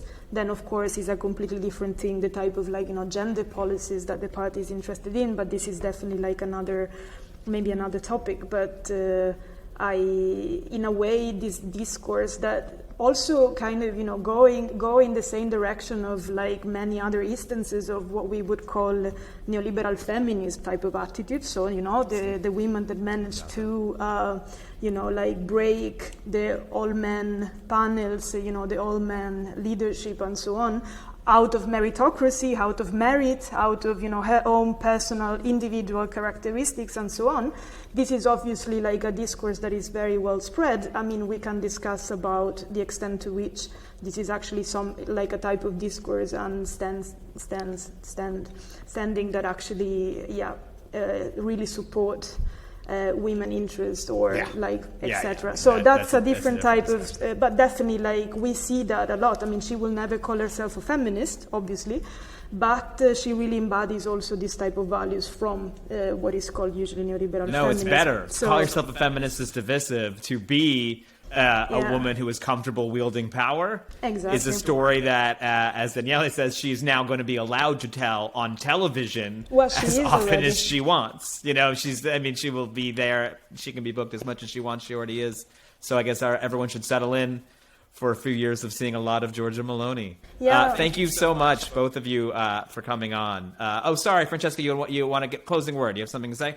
No, it's okay. I mean, I think another element that is also super important in a way, it's competence. But, she also, depict herself very much with this very, high competence as a competent politician, like a professional politician, which I think, not a technocratic one, but, like a competent politician out of experience. So it's really about, belonging to a certain type of political community and so on. And I think this is also very effective for kind of attracting that type of moderate electorate we were talking about before. I mean, this is and it's very peculiar as well because it's a style that is completely in opposition to other type of populist movement that we have seen in the country, like the Feister movement. So obviously a leader that managed even to embody at the same time, some populist claim, but on the other side as well, this kind of professional ethos about politics and what is politics about and blah. Of course, this is also part, from my understanding of why she is actually so successful at the moment. So maybe this is also something that we should take into account to try to, develop strategies that kind of change or try to undermine that type of discourse. But I don't know whether it's an ending really, but yeah. She's the right woman for the moment in that she does embody both, just out of who she is, both ends. And I think you're absolutely right about that. Daniele, Francesca, thank you so much for coming on. And I hope we can have you on as the next unexpected thing happens in the unfolding Italian political saga that is. Sure. Thank you. Thank you for having us.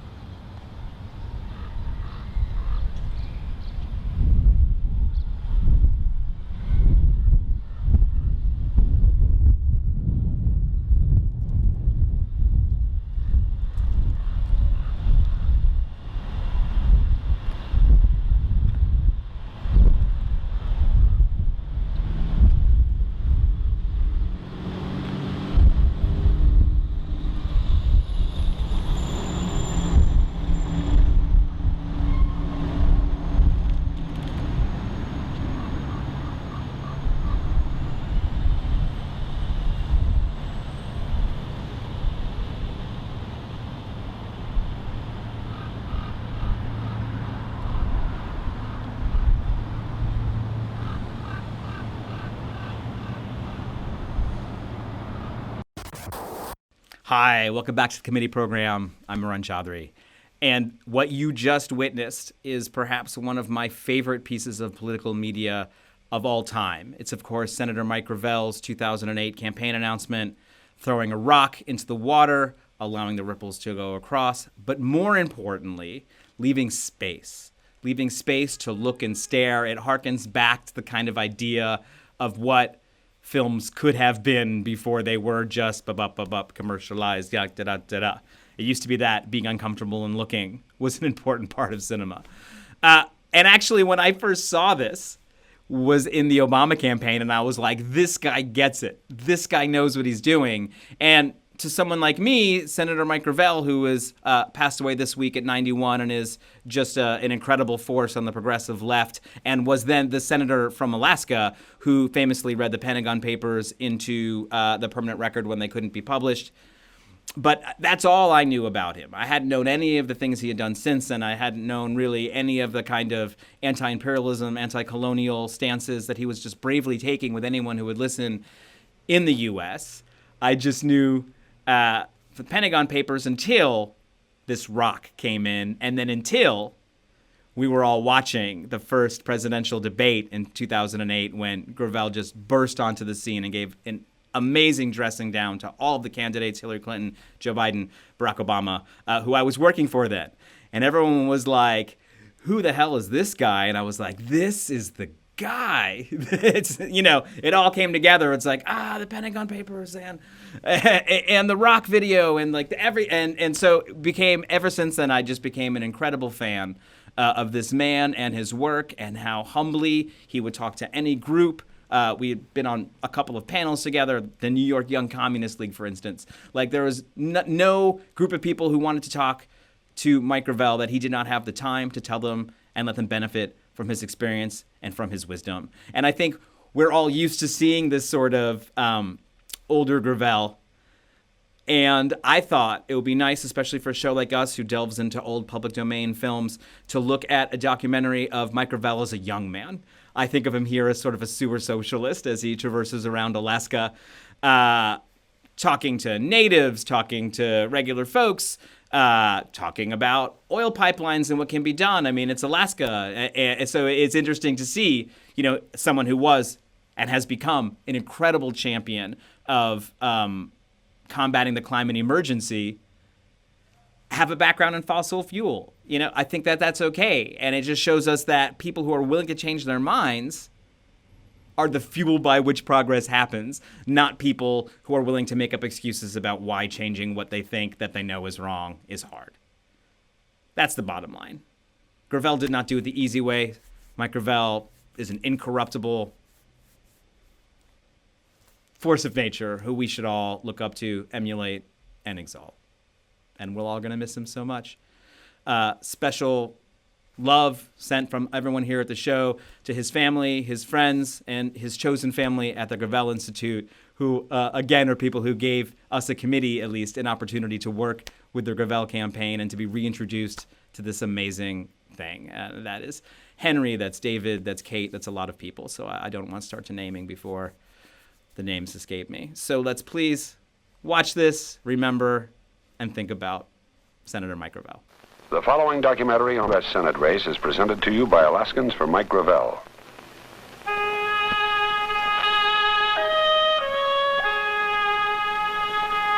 The prospector walks forward in bronze near where the ferry docks at Sitka, where men first turned their hopes and faces northward when Alaska changed hands there over 100 years ago. They set out after furs and fish and gold, building the towns and cities and finally the 49th American state. The job of building has been called still the #1 public issue in Alaska, asking each generation for new energy and a fresh start. The state of Alaska has produced great riches for the entire United States. The gold rush era, I think, has to be done today, is as this wealth is being taken from the ground and taken from our seas, that efforts have to be made to see that this wealth is used to benefit people and people who are here in Alaska today. Man has come in, taken something, and left some old tires. And I think that we people in Alaska deserve more than that. I think the value should fall to people. And I think if we can leave a legacy that this wealth is to be used for the benefit of people and people here in Alaska, I think we'll be on a more imaginative and a sounder program.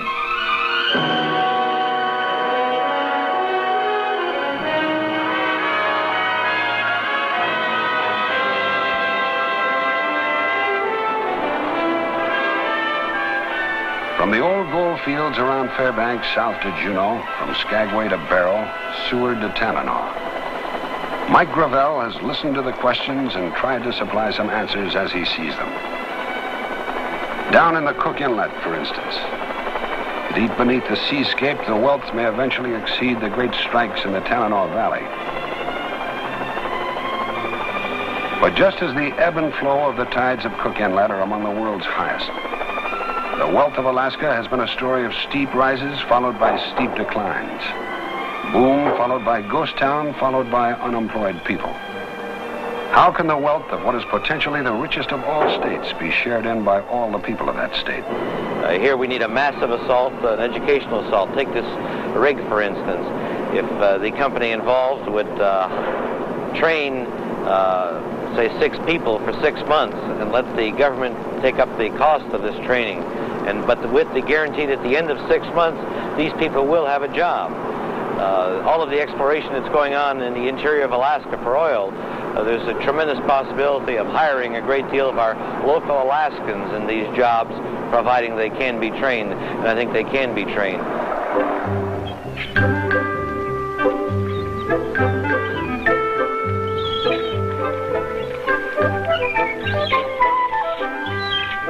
Kenai to Sitka.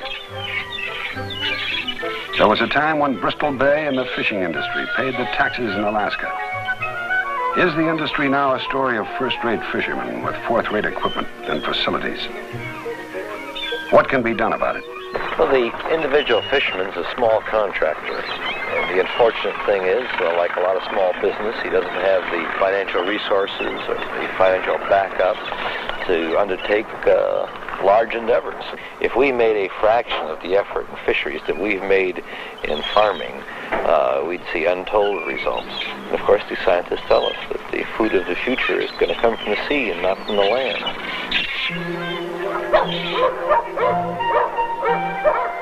Bristol Bay to Kotzebue, Bethel to Nome.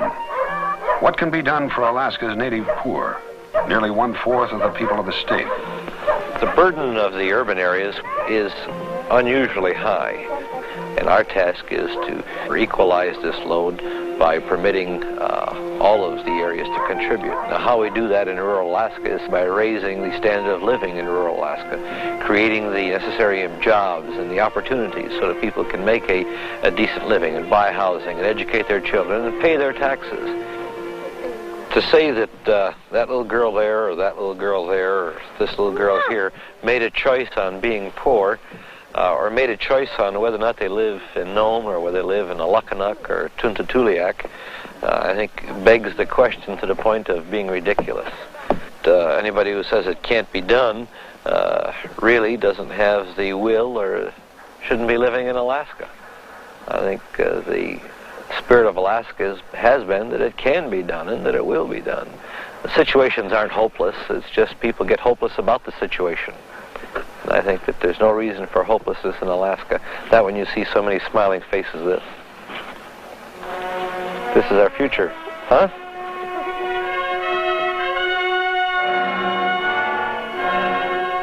Nome to Fairbanks. To student and faculty, the deepest question of the 1960s focuses on the far Pacific. In Vietnam, like any war, is probably the most insane act of man. We've had many insane acts in the past, and I think we're arriving at a little more sanity. The question is, how do we go at it? How do you get peace? We may be there in Vietnam through historical error. We may be there because we're making an error. We could even be there through false idealism. But I feel quite strongly that we're not there because we're aggressors. Home to Anchorage, to a home he designed himself and much of which he built. Sure. You're going to hang up your coat real quick. broke down, remember? Mike Gravel is still barely on the sunshine side of 40. And like many other people in Alaska, he has come a long way from his birthplace in the lower 48. Since May of this year, his days at home are perhaps 1 out of 7. He has learned to write speeches on an airplane. His wife, Rita, has learned to expect him when he arrives. His young son and daughter have learned that there is a thing going called a campaign, and that Alaska is a big state for campaigns to cover.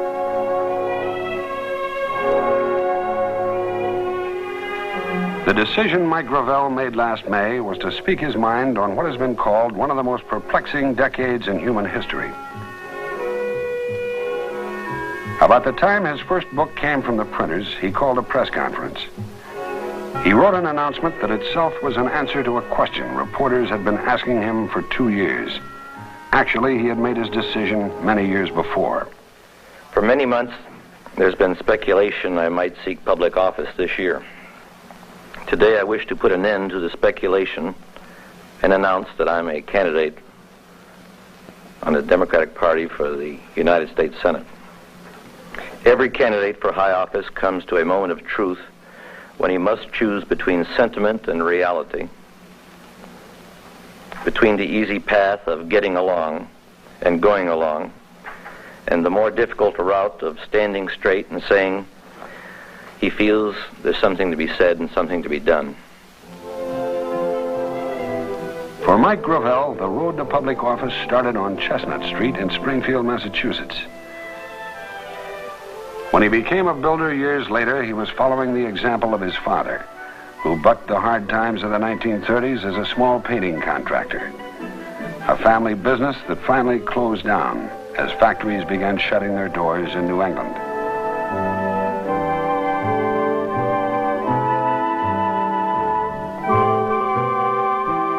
But there were years when the sting of being broke was easier, because usually it was shared with the other families up and down the same block.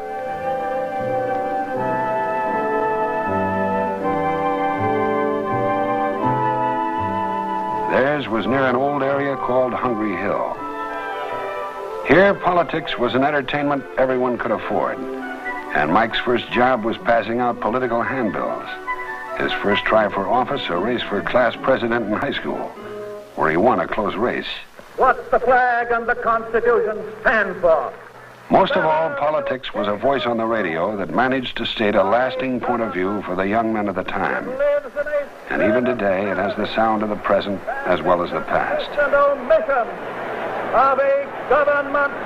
When FDR came to town, the hungry hills of America turned out. To the young men of the time, Franklin Delano Roosevelt was what the idea of political leadership was all about. To some generations, much is given. Of other generations, much is expected. This generation of Americans has a rendezvous with destiny.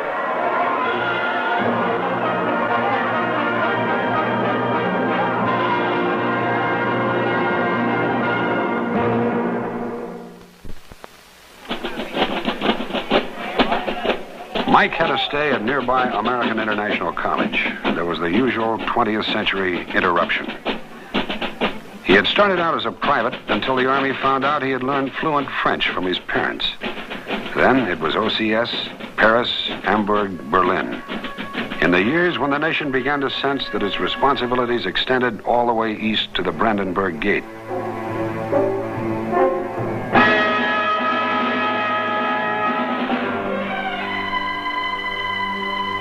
He was among those for whom the Cold War was the people who lived it, who desperately wanted out, for whom the line between East and West was a tangible fence that ran the length of a continent. He saw the fence and the people firsthand.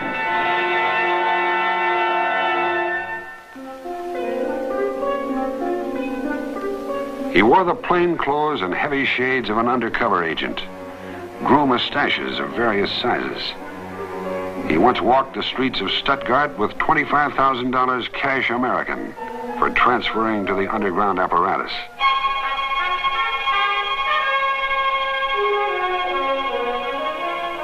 To If he looked like an American edition of James Bond, the jokes would come years afterward. The hard line between East and West left a different kind of memory that shapes the opinions he expresses today. I personally see no difference between spending American dollars to defend West Berlin with an airlift as opposed to spending those same dollars in South Vietnam. And I see no difference that if East Berlin invaded West Berlin, and mind you, that country was partitioned after the Second World War, just like North and South Vietnam were partitioned. And they may not like the partitioning, nor do the Germans like the partitioning. What would be the American reaction? What would be the thought of the liberals then? I think they'd gladly go to the defense of West Germany. And I think we should apply the same rule to Asians.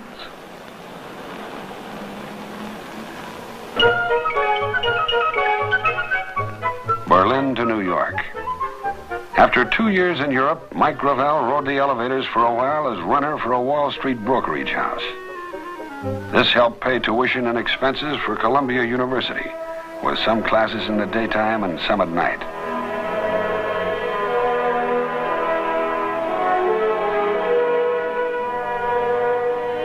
Thoughts of a career in public service had stirred in him since boyhood. Thus, his degree was in economics and business. It qualified him for his first job after college, a position, as they used to say, in New York's transportation industry.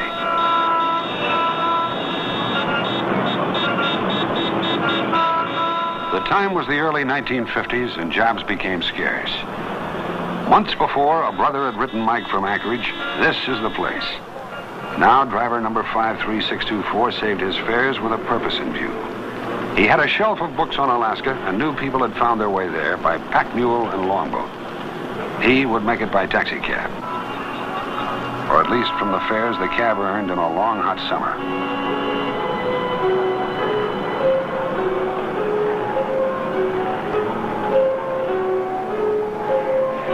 New York to Anchorage, driving his brother's car. From Seattle on, his capital went for gas. Food was a loaf of bread and a jar of peanut butter. He slept in the car. It was the classic Alaska story of arriving broke but confident. Sue Booch of Anchorage, who once was president of the Alaska Federation of Business and Professional Women, met him as he hunted for his first job. The second day he arrived, he decided he wanted to sell real estate. I think perhaps he had it in his mind before he came. He said he had always had a yen to come to Alaska to see what we had to offer. So I worked with him, talked to him a little while, and I wrote his first real estate bond, real estate salesman's bond. And I had an opportunity to observe him pretty closely. And it was impressive to me to see somebody that was so interested in what we had to offer and the challenges that they presented themselves to a younger man. And these are the things I think that appealed to Mike. Within a year or two, Mike would learn that he possessed what is sometimes called the gift of being able to make things happen. He sold a house his first week, then another. Then he found out the hard way that jobs in Alaska can dry up during the winter. He got a job as a brakeman on the run between Anchorage and Fairbanks. Work with his hands. He'd had plenty of experience with that. On and off moving trains and flat cars, working with bunny boots in a big heavy park, big mittens, and 20 below, sometimes 40 below, braking in the Fairbanks yard. I was doing general braking work and then signed on for the snow fleet, which traveled between Anchorage and Fairbanks to keep the track open. Afterwards, back to selling, then organizing his own business, then active in public affairs. Things happened fast, a characteristic of Mike Gravel and of his state.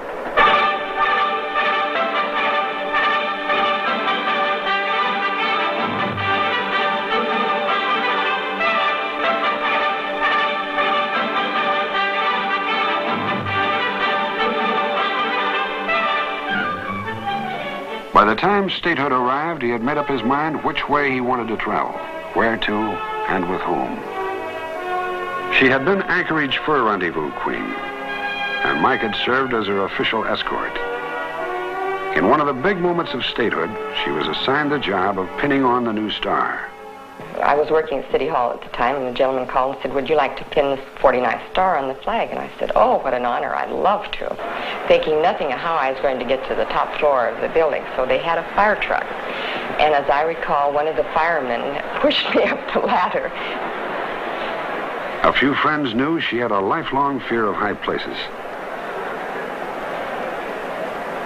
I know there were people on the roof and there were people out the windows, and it was an honor. And after I got up there, I thought, oh, what a horrible omen if I dropped the star. So I didn't know whether I was more worried about dropping the star or falling off myself. But we got through it, and it was a thrill of a lifetime. It was a great day. Statehood was a day that was just something that no one will ever forget, with the firecrackers and the hubbub and the bonfires and just general merrymaking. It was a tremendous day. They were good days for Mike Gravel for several years.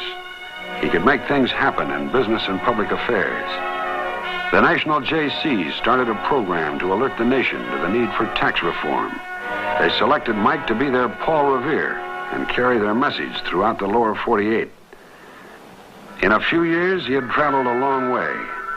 A marriage, a home in Anchorage, the beginnings of business and personal success.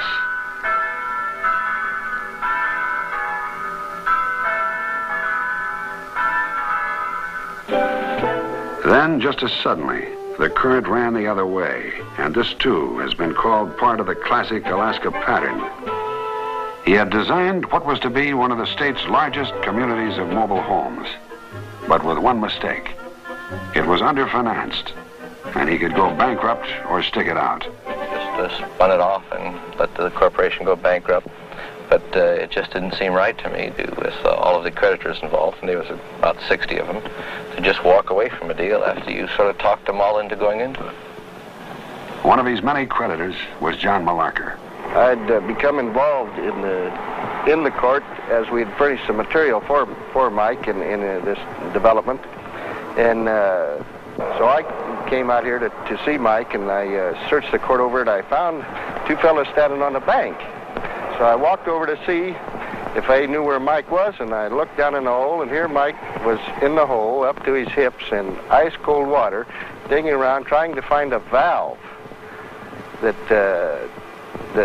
somehow had gotten buried in the mud and so forth. And he was digging around down there, and I stood there and watched him, and it was very cold, and he was just mud all over. And I thought, well, by gosh, this man owes me some money, but he's at least trying, and he's trying to get this thing on its feet. So I thought, well, heck, if he's trying that hard, I'll just go along with him, which we did, and proved out to be a good move. Well, he'd go out in the cold in the middle of the winter and crawl into the trailers where the moisture on your face would freeze the icicles to get the pipes thawed out and things like that.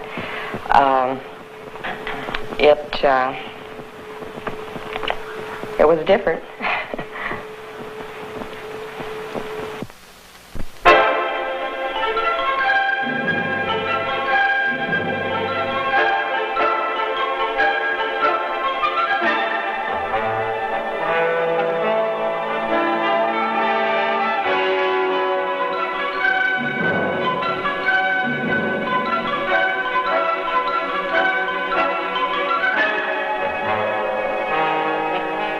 Anchorage to Kenai, where the wealth may eventually exceed the great strikes in the Tanana Valley or Rabbit Creek.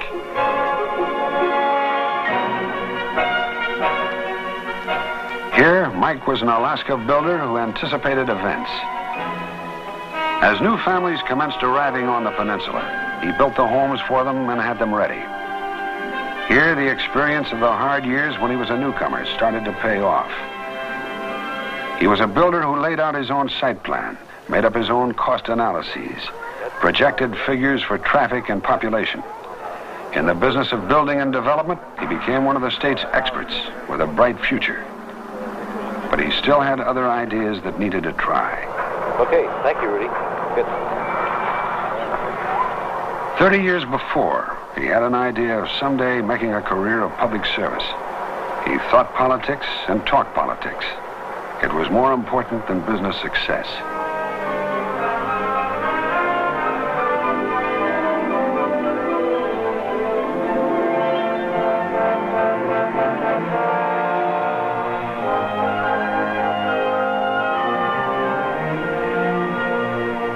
By now, Mike Gravel had been a president of the Anchorage Tuberculosis Association, served on the National Committee for the Support of the Public Schools. He made a race for the State House of Representatives in 1958 and lost by a country mile. He tried again in 1962 and was a winner. He discovered he not only had the gift for making things happen, but over the years he had developed a natural talent for persuasion.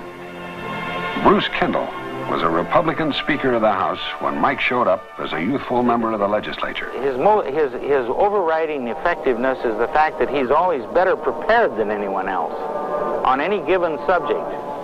It was very hard to ever badger him into a corner because he had the subject well researched. When you took Mike on the floor of the House, you had a well-versed, well-oriented, and well-researched adversary. I would say that Mr. Gravel introduced more legislation and on varied subjects and well-thought-out bills than any legislator that I had ever served with. Anchorage to Juneau. After serving one term, Mike Gravel was elected Speaker of the House by his colleagues. It was the fourth Alaska legislature. It would be called the most productive in the state's short history. It passed a water code and an insurance code. It initiated bonding programs for airports, highways, the university. It improved teacher salaries, and newspapers commented that it did more for education than the previous 3 sessions of the legislature combined. He took his legislative council out into the four corners. He established listening sessions to let the legislators see the needs firsthand.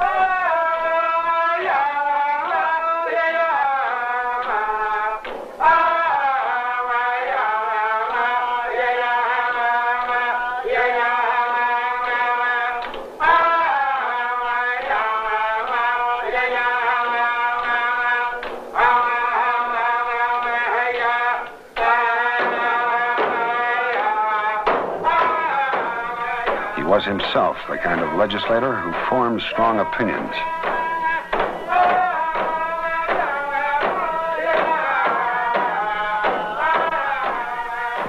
I think our first Alaskans have been cheated. I think they haven't received a fair deal, for whatever reason there may be. And some are candid, some are real, some are valuable, some are valueless, some are bigoted. For whatever reason, they haven't received a fair shake. These people have to regain their birthright. I think one of the ways that they're going to do it, and I say they're going to do it, because you can truly never give anything to people, they will earn it. I think the Native people will do it through their land claims. And I can't think of anything that's going to happen to the state of Alaska which has greater value to not only for the natives, but for all Alaskans.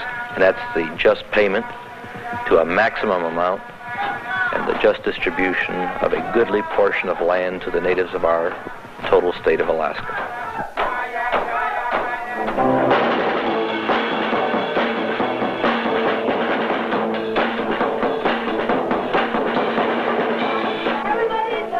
An American political campaign for a major office has been described as one part carnival, another part earnest debate, a third part daily exhaustion. In 1968, Mike Gravel admittedly was a man making an uphill fight. But wherever people gathered, he had promised to show up to talk his program, and usually he managed. Let's win!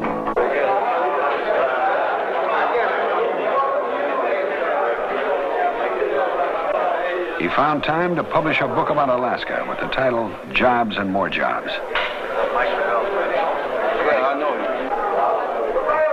This, he said, was what the campaign was all about, to provide a program of employment for a state where underemployment was traditional. They ain't popping them contracts till late in the fall, you know, in the middle of the season.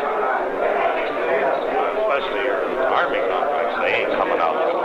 There's few, but like I said, it's to work for a check on prices that historically had skyrocketed year after year. I'm intending to do a little fishing myself.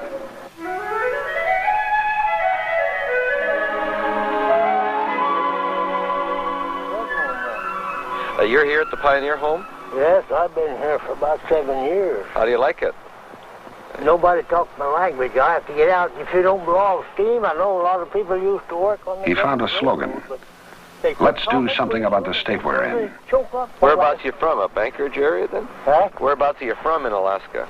Well, from Seward. Seward. Then you work for the railroad, huh? Yes, I worked here. I was there 6 years before the government railroad. We had a railroad there, but when in 15 was actually town, tent town. But we had the Iditarod mail. See, the boat could pay the indemnity on the mail and about one boat a month. How do you like it down here? Oh, it's all right here for an old man. Good place. Yeah. You're looking good, though. In Sitka, Alaska changed hands over 100 years ago. Yet the job of building is still called the #1 public issue. A job that asks each generation for new energy and a fresh start. I'm running for the United States Senate, and I need the votes this year. Okay. You can't do any more harm than the rest of me. Well, the problem is I'll try and do some good. Did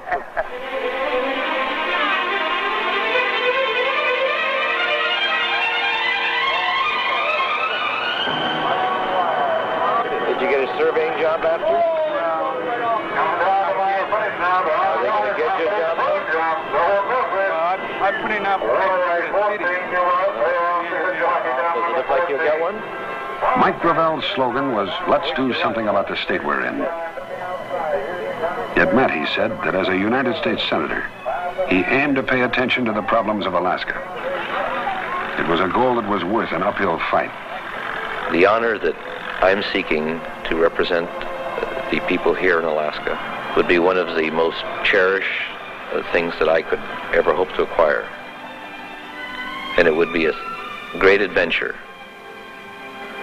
to put forth all of the effort and ability that I might have to return that honor by trying to make a contribution that will last beyond my immediate lifetime.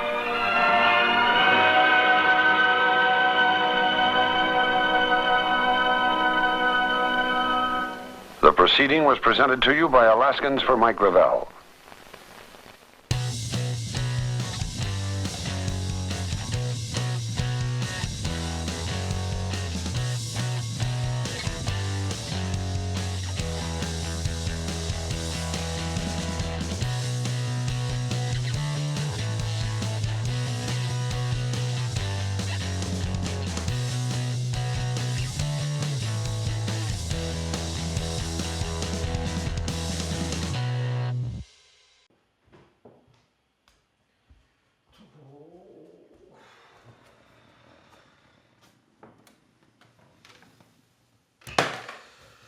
Okay, it's hot, I'm old, but I'm grateful. Grateful that you watched the committee program tonight. Grateful that we have this rapport, that we do this readings thing. Grateful for all of it. I'm grateful to maybe see you again next week. And tonight's reading is from Elias Canetti, Crowds and Power. He's an Austro-Hungarian writer in the, when there was an Austria-Hungary, who wrote about sociology, a bunch of other things, but this particular book is about how crowds form, how that feels like, how people change their behavior when they're in crowds, and then also how that can dissolve. So how those things are created, how those things dissolve, kind of gone through meticulously with the many amazing examples. The introduction, which we're going to read, lays out the case of the kind of individual person versus the collective person. I will say it is extraordinarily gendered language. I hope that we can make that more universal. And also, he doesn't make the case about the sort of spectrum of cultures, kind of just goes at one. And I do think it's a spectrum when you're talking, especially about the way people feel about crowds in a European context versus an Indian context, for instance, or one of my peoples are from. That's like a much different conversation. However, there is a binary distinction he is trying to make that I do think is important to explore. Crowds and Power, Elias Canetti. The fear of being touched. There is nothing that man fears more than the touch of the unknown. He wants to see what is reaching towards him and to be able to recognize it or at least classify it. Man always tends to avoid physical contact with anything strange. In the dark, the fear of the unexpected touch can mount to panic. Even clothes give insufficient security. It is easy to tear them and pierce through to the naked, smooth, defenseless flesh of the victim. All the distances which men create around themselves are dictated by this fear. They shut themselves in houses which no one may enter, and only there feel some measure of security. The fear of burglars is not only the fear of being robbed, but also the fear of a sudden and unexpected clutch out of the darkness. The repugnance to being touched remains with us when we go out amongst people. The way we move in a busy street, in restaurants, trains, or buses is governed by it. Even when we are standing next to them and are able to watch and examine them closely, we avoid actual contact if we can. If we do not avoid it, it is because we feel attracted to someone, and then it is we who make the approach. The promptness with which apology is offered for an unintentional contact, the tension with which it is awaited, our violent and sometimes even physical reaction when it is not forthcoming, the antipathy and hatred we feel for the offender, even when we cannot be certain who it is, the whole knot of shifting and intensely sensitive reactions to an alien touch proves that we are dealing here with a human propensity as deep-seated as it is alert and insidious, something which never leaves a man once he has established the boundaries of his personality. Quick editorial, I think that's where the definition boundaries of our personality do come from our environmental, sociological impulses as well as nature from when we're born. So that is where I do think the broader spectrum comes in. Even in sleep, when we are far more unguarded, we can all too easily be disturbed by a touch. It is only in a crowd that man becomes free of this fear of being touched. That is the only situation in which the fear changes into the opposite. The crowd he needs is the dense crowd, in which body is pressed to body. A crowd, too, whose physical constitution is also dense or compact, so that he no longer notices who it is that presses against him. As soon as a man has surrendered himself to the crowd, he ceases to fear its touch. Ideally, all are equal here. No distinctions count, not even that of sex. The man pressed against him is the same as himself. I think it's also fair to say that until you achieve that sense of the crowd, that those distinctions are intensely felt. And so at the beginning of these crowd experiences, whether it's something like a riot or something like a sporting event or even something sort of less overtly and necessarily violent, but those distinctions are still there, which is why there is, even in protest, a need to make sure that we are making sure that individuals themselves are protected. But I do think that the case being made here applies interestingly to the internet, in which we don't seem to be able to build crowds. We seem to make huge collections of individuals, huge collections of small, unique snowflakes who are being single-served something. But it's not the same thing as creating a mass experience, which is not the same thing as creating a mass movement. And that maybe at the heart of this idea of building a crowd is at the heart of where at least the left is failing to connect with the mass and only hitting masses of people. If that makes any sense, I think it's something we should explore further, and I hope we do. See you next week. I hope you'll be able to join us.